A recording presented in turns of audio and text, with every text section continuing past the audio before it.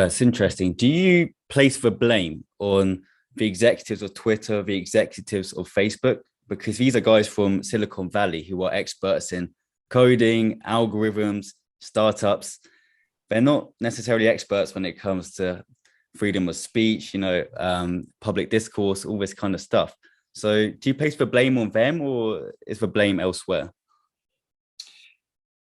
Certainly at the very best you could call them naive in how they think Mm, about free speech and giving a platform to all sorts of different views.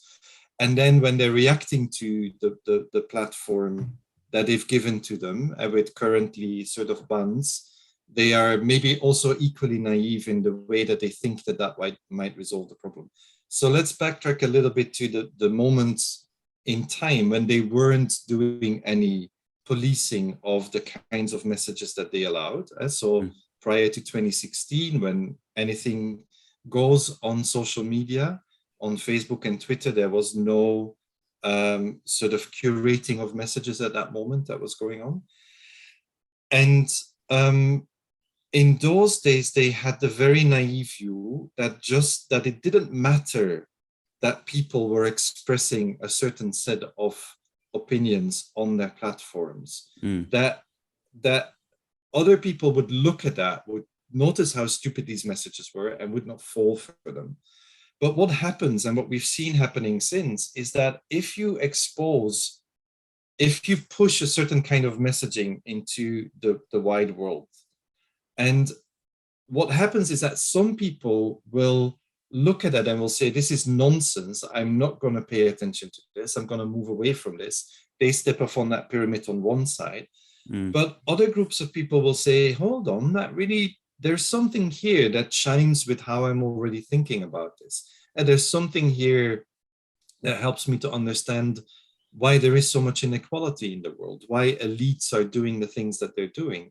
And so those people might step off on the other side of the pyramid, convince themselves that what they are reading in terms of conspiracy theories really is true, and then become entrenched in that belief through that process of self-justification, self-persuasion. So, so for sure, when Facebook and Twitter and other social media platforms were not doing any moderation of their messages, they were not aware of how that would mm. land with people. And they were thinking very much in sort of a rationalist way about how people would respond.